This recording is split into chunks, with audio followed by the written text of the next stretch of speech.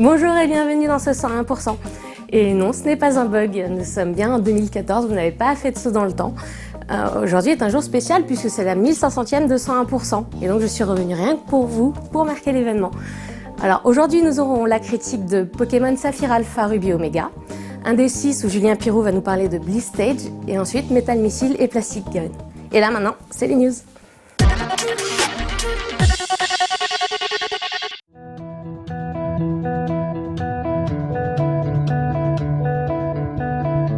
Une petite news pour vous présenter le flipper numérique arcade qui a reçu cette année l'une des médailles d'or du prestigieux concours Lépine européen. Développé par une PME savoyarde, e-Concept, spécialisée dans le rétro gaming, ce flipper est un vrai flipper. Fabriqué à la main, comprenant boutons, lanceur de billes à ressort, affichage digital et compagnie. Et c'est un flipper numérique. Il proposera 400 tables de jeu en téléchargement sur la version Elite de l'arcade, dont pas mal de titres références sous licence Star Wars, Jurassic Park ou encore Addams Family. Les auteurs nous assurent des sensations quasi identiques au flipper classique, avec la gestion du tilt et du bourrage latéral par exemple. Le tout sans contrat de maintenance, ce dernier n'étant plus nécessaire. Le flipper ne sera pas donné et coûterait en fonction du devis réalisé entre 2500 et 5000 €. Mais le projet est beau et fonctionne visiblement très bien. Le concours Lépine européen récompense toujours les innovations les plus marquantes. Développé par le studio Fire Monkeys, à qui l'on doit le jeu mobile Real Racing 3, déjà édité par EA Mobile, le prochain Need for Speed sortira donc sur smartphone et tablette. Sous-titré No Limits, ce dernier aura pour ambassadeur le champion Ken Block, qui avait déjà été impliqué dans d'autres jeux vidéo, et en particulier les excellents Colin McRae Dirt 2 et Dirt 3 de Codemasters. Visuellement, NFS No Limits semble très bien tenir la route, sans jeu de mots tout naze. Il débordera d'options de customisation avec, on peut en être certain, un aspect social développé. It's your move. Sorti en mars 2014 sur le territoire japonais, Hatsune Miku Project Diva F-Second est un jeu de rythme dans lequel il est possible d'incarner évidemment la diva virtuelle emblématique du Vocaloid. Le jeu est disponible depuis le 21 novembre en version physique sur PS3 et PS Vita de par chez nous. De nombreux morceaux et tenues différentes seront disponibles en DLC payant. Sur Vita, il sera désormais possible d'utiliser le pad analogique et plus seulement l'écran tactile. L'éditeur de niveau a également été amélioré et il y a une fonction cross-save entre PS3 et PS Vita. Plus original, le jeu supporte le cross-save avec une version japonaise. Il sera ainsi possible de récupérer ces données de sauvegarde d'une PS3 japonaise vers une Vita européenne par exemple.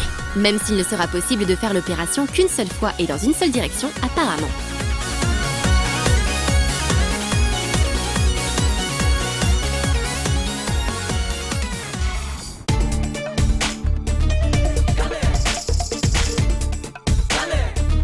Une des choses que j'aime beaucoup raconter à chaque fois qu'on me parle de 101%, c'est le jour où j'ai été recrutée.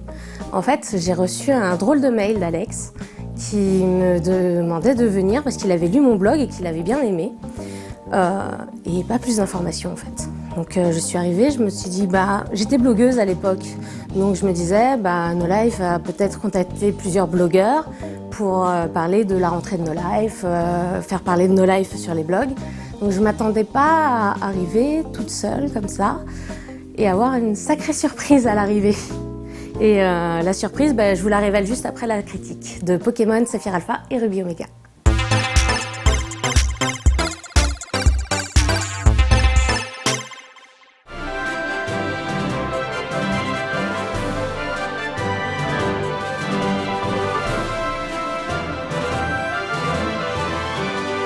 Pour beaucoup d'entre nous, ça a commencé il y a 15 ans, comme une quête à l'objectif très simple, les attraper tous.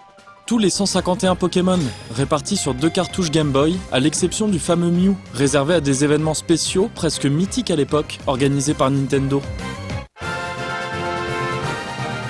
Nous avons été très nombreux à nous atteler sérieusement à cette tâche. Certains l'ont abandonné en cours de route, d'autres en ont vu le bout, pour obtenir un diplôme tout nul de la part d'un PNJ tout nul. Et puis de nouveaux Pokémon sont apparus, et la quête, petit à petit, a muté. Au fil des versions, des nouveaux supports et des nouvelles possibilités offertes, le duel est devenu de plus en plus accessible et de plus en plus important. Les ligues de Kanto, Johto ou Hoenn ne suffisaient plus. Il s'agissait d'être le meilleur dresseur sur Terre, pour de vrai. En terrassant ses adversaires par la maîtrise des notions de metagame, de construction d'équipe ou encore des EV et autres IV autrefois secrètes. Ou en alignant peut-être une collection complète de Pokémon chromatiques extrêmement rares. On les a appelés les Shiny d'ailleurs, parce que ça fait plus pro et plus sérieux. Parce que Pokémon, en même temps que son public, est devenu plus pro et plus sérieux. Et si la série y a gagné énormément de profondeur et de richesse, elle y a peut-être laissé un petit peu d'innocence. Quelque part entre cette profondeur et cette innocence, il y a Rosa, c'est-à-dire Ruby Omega et Saphir Alpha.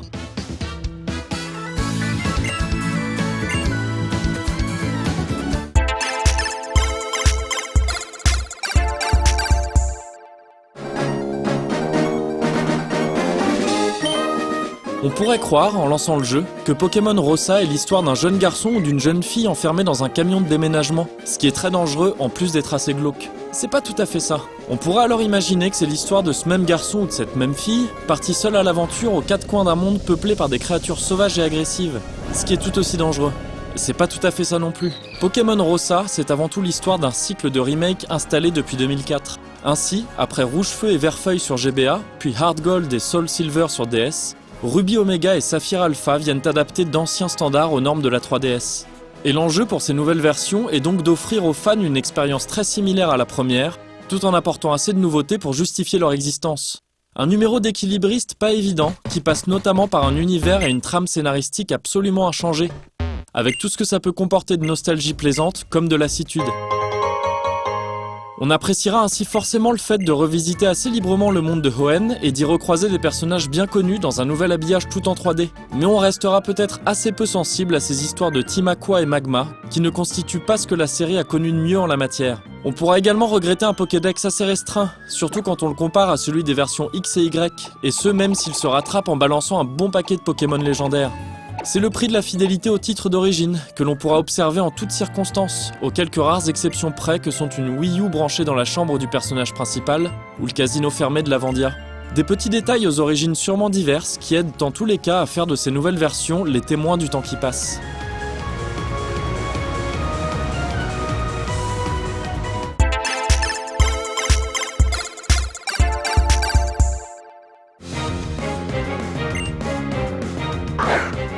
Tout ce temps passé entre les jeux originaux et leurs remakes, on ne le sent jamais autant que quand il s'agit de combattre. Dans les grandes lignes, rien n'a vraiment changé évidemment. Il s'agit toujours de capturer un maximum de Pokémon pour former une équipe de 6 et les faire combattre contre des créatures sauvages ou des dresseurs. Ces derniers interviendront soit sur les routes qui relient les différentes villes du jeu, soit dans les 8 arènes qui constituent autant de paliers à franchir avant d'affronter le fameux Conseil des 4. Tout ça est immuable depuis la première génération et ça n'est certainement pas prêt de bouger.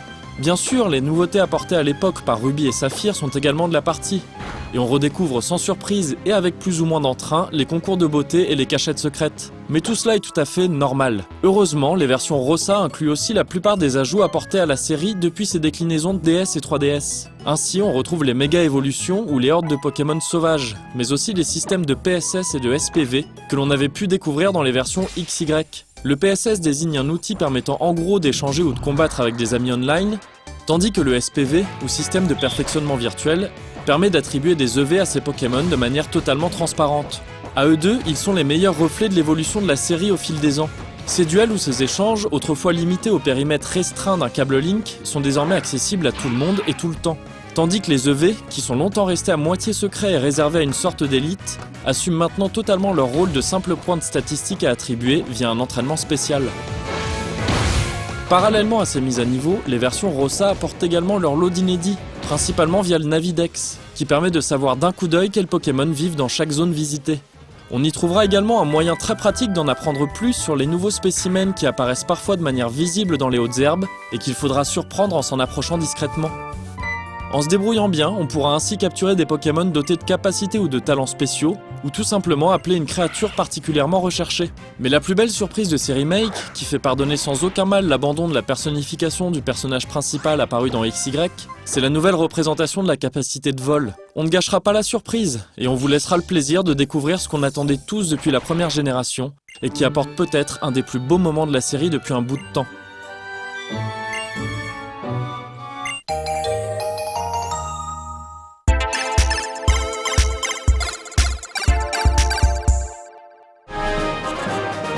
La nature même de ces versions Ruby Omega et Saphir Alpha est assez étrange, autant que peut l'être la mise en abîme opérée en clin d'œil en tout début de partie.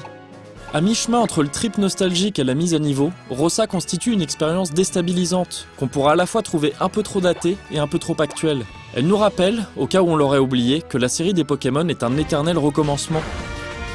Et qu'on jouera très certainement au remake de X et Y d'ici 10 ans sur un nouveau support peut-être directement relié à notre cerveau. Et en agglomérant 11 années d'apports successifs allant tous dans le sens de la compétition ou de l'étalage clair des mécaniques d'élevage, ces remakes montrent surtout comment la série a grandi en même temps que nous. En gagnant certes en maturité et en intérêt dans le processus, mais en perdant également en candeur et en mystère. Alors bien sûr, la paire Rossa reste la meilleure manière de découvrir les versions Ruby et Saphir pour celles et ceux qui les avaient ratées à l'époque, et bien sûr, elle est aussi une bonne occasion de les redécouvrir. Mais c'est aussi le résumé potentiellement assez violent de 11 ans d'évolution à l'échelle de la série et du joueur.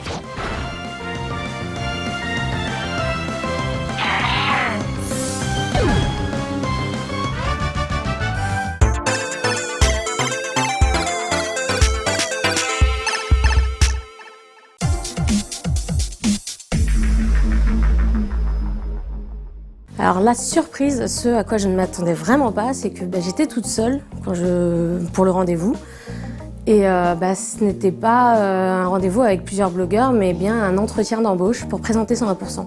Chose que je n'imaginais pas du tout dans mes rêves les plus fous. Et forcément, dans ma tête, c'est devenu un petit peu le bordel. À l'époque, j'étais très timide quand même, donc j'étais vraiment à ça de refuser et de me dégonfler. Puis je me suis dit quand même, il faut que je prenne sur moi et que j'apprenne à gérer mon trac, ma timidité, tout ça. Donc du coup, j'ai accepté et on a fait un essai et ça s'est bien passé et me voilà. Et tout de suite, c'est un des 6 sur Bliss Stage.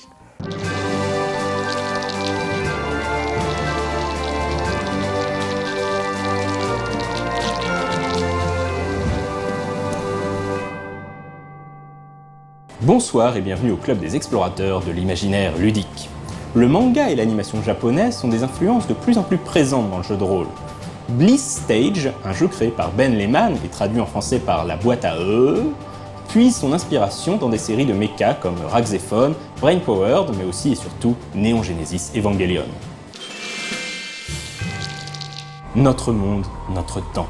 Une mystérieuse épidémie commence à se propager, plongeant la population humaine adulte dans un étrange état catatonique, une béatitude ensommeillée dont on ne se réveille pas.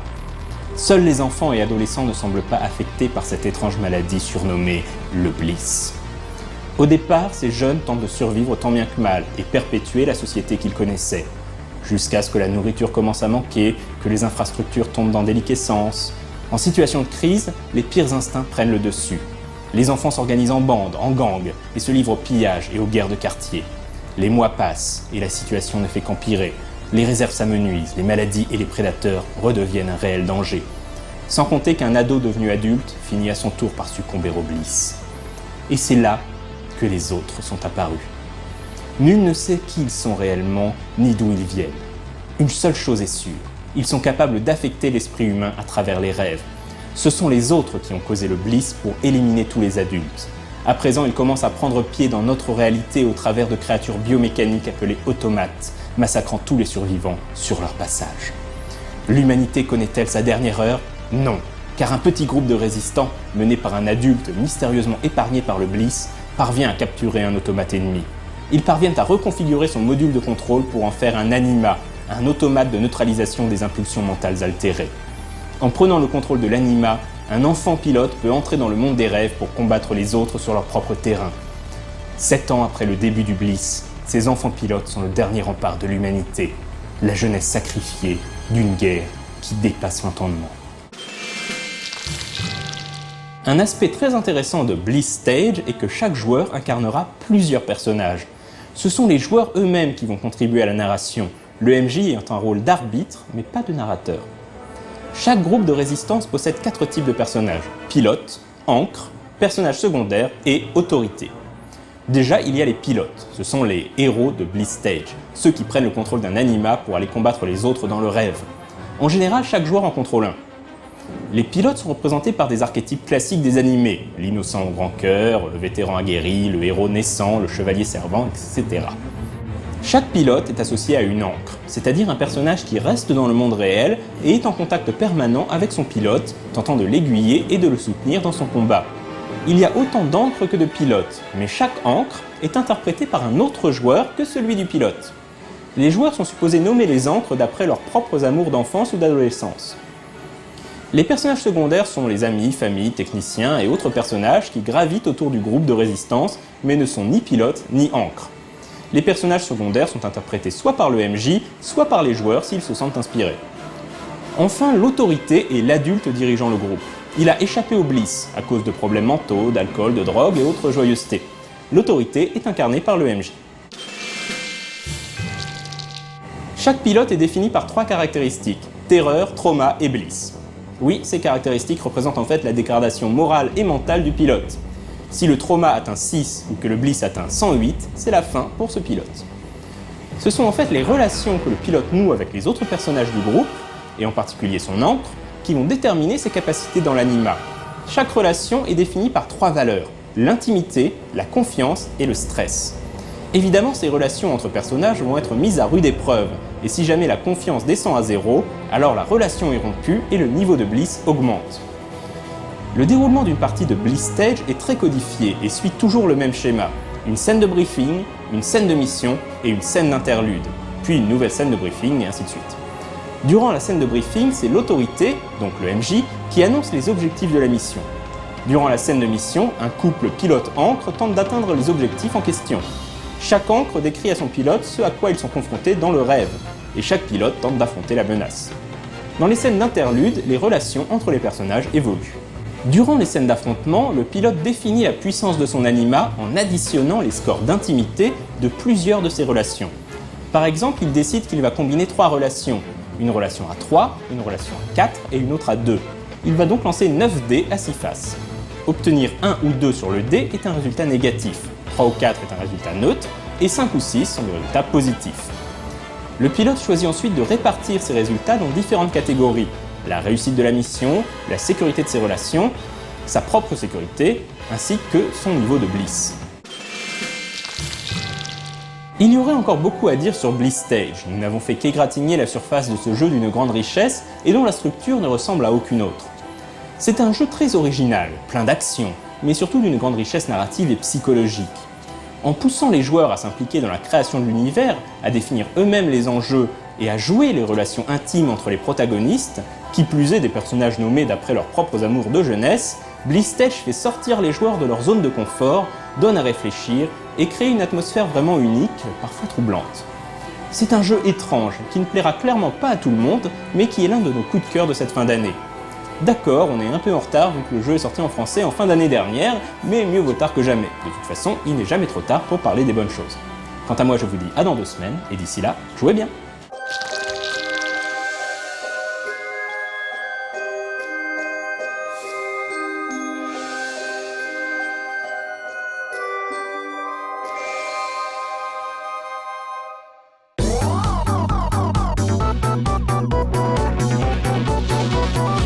Alors ce qui est marrant aujourd'hui, c'est que ma participation à 120%, je la mets sur mon CV. Parce que c'est quand même une grande fierté pour moi d'avoir participé à la chaîne No Life. Et puis parce que je suis dans un milieu, le milieu de l'informatique. On a forcément entendu parler au moins une fois de No Life. Et aussi parce que professionnellement, ça m'a beaucoup appris. Ne serait-ce qu'à m'exprimer, même si là, ça paraît pas parce que j'ai encore un peu le trac. Gérer mon trac en entretien, j'ai eu beaucoup d'entretiens d'ailleurs récemment parce que j'ai changé de job et je me suis rendu compte que je savais mieux me vendre, mieux parler de moi. Donc cette expérience a été très enrichissante. Et tout de suite, c'est Metal Missile et Plastic Gun.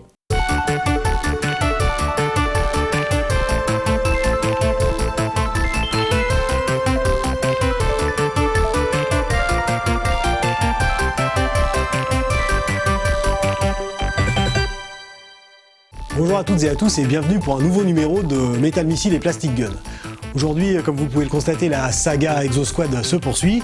Nous allons donc voir deux nouveaux pilotes, enfin nouveaux, nous allons voir par la suite, mais deux nouveaux Exoframes en tout cas, à savoir le Pirate Captain E-Frame de Jonas Simbaka et puis le Subsonic Scout E-Frame de Marsala, un personnage qu'on voit assez souvent. Donc je vous présente Jonas Simbaka. qui, comme le précise la boîte, est le Undisputed Ruler des Pirate Clans, c'est-à-dire le chef incontesté des clans pirates. Et puis son Pirate Captain iframe qui est une iframe qui est très très plaisante à mon sens. Sur le bras droit, nous mettons un laser whip. Et oui, sur le pied droit, nous mettons un over missile qui est caché, me dit-on. Et puis pour parfaire le design piratesque de la machine, nous avons ici un canon qui ressemble vraiment au bon vieux canon qui se trouvait sur les galions et autres vaisseaux pirates. Canon qui, évidemment, ne porterait pas ce nom s'il n'était pas destiné à envoyer un projectile, que voici. Vous le mettez derrière, vous avez une fixation. Voici, voilà. Nous mettons Jonas, le capitaine Jonas Simbaka aux commandes de son iframe. Nous plaçons ses mains sur ses joysticks de commande. Et voilà le capitaine Simbaka prêt à piller allègrement les vaisseaux terriens. Voilà, voilà la bête. Donc ici, d'un côté, vous avez le fameux fouet laser. Voilà, que vous actionnez ainsi. Donc vous redressez le bout du fouet et ensuite quand vous appuyez, il donne un coup de fouet violent. Formidable. Ensuite, nous avons un outil qui est bien utile, c'est pour justement fendre la coque des vaisseaux que l'on aborde. Nous avons ici une scie circulaire, donc vous entendez le cliquet quand vous la faites fonctionner, de manière à ou découper le cockpit d'un iframe adverse, ou alors découper carrément la coque du vaisseau à piller pour pouvoir en extraire allègrement la précieuse cargaison. Ensuite, les réjouissances continuent, donc le canon précédemment cité, bien sûr, il canonne, voilà. Et puis, en combat rapproché, éventuellement pour, comment dirais-je, ramollir les ardeurs d'un adversaire qui se laisserait emporter, ce qu'on appelle le missile, l'over missile, qui est caché dans le pied de l'iframe, je tire ici, voilà, et qui est plutôt puissant. Nous allons maintenant voir un autre iframe. Voilà, une iframe avec un design assez sympa. J'aime beaucoup les deux antennes là, c'est pas mal du tout. Le cockpit offre un grand champ de vision, une bonne créativité, un bon design. Alors ici nous avons des disques explosifs qui sont indétectables, donc c'est très utile puisque déjà un disque explosif par soi-même c'est plutôt utile, mais si en plus l'ennemi a la surprise de l'explosion, alors là c'est le summum. Donc vous les disposez ici, voilà. Ensuite vous les refermez pour un usage ultérieur, nous verrons bien sûr. Nous allons installer Marsala à l'intérieur de son iframe.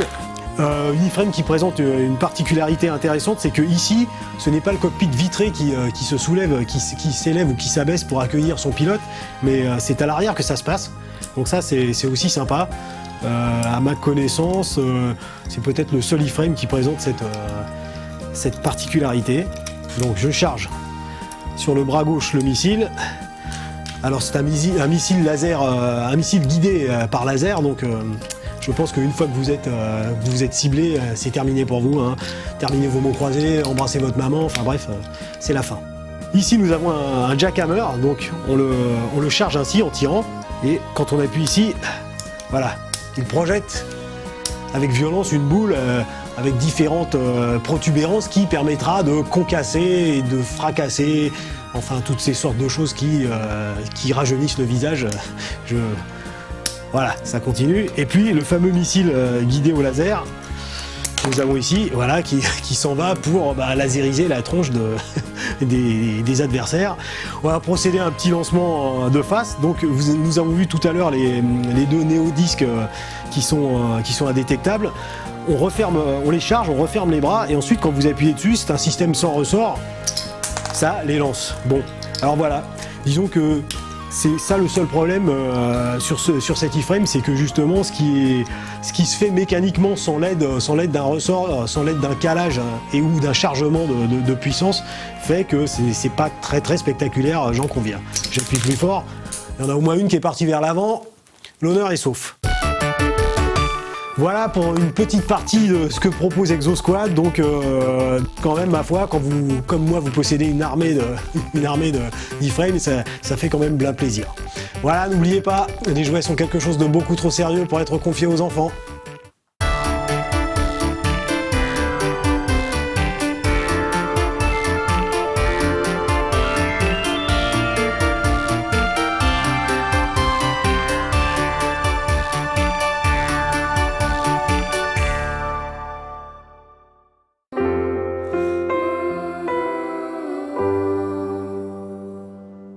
Quand j'ai commencé à faire 101%, je me rendais pas tout de suite compte que je passais à la télé. Parce que à l'époque, il faut savoir que j'avais pas No Life. Et j'étais juste abonnée sur No Life Online. Donc forcément, j'évitais soigneusement de regarder mes 101% parce que j'avais pas envie de me voir. Et le jour où j'ai vraiment réalisé que quand même il y avait beaucoup de monde qui regardait, c'est quand je suis arrivée en convention et que les gens se retournaient, me disaient bonjour. Alors des fois je comprenais pas très bien, je pensais que c'était des gens que je connaissais, donc je me rappelais plus, donc je disais bonjour poliment, je suis désolée de vous avoir fait ça, mais bon. Et désolée pour les gens que j'ai oubliés, ça m'arrive souvent. Et c'est le jour où j'ai signé mon premier autographe que je me suis rendu compte, quand même, je suis à la télé et je suis sur No Life et c'est pas n'importe quelle chaîne. Et rien que ça, ça restera une fierté. Et je vous dis pas à la prochaine, mais au revoir.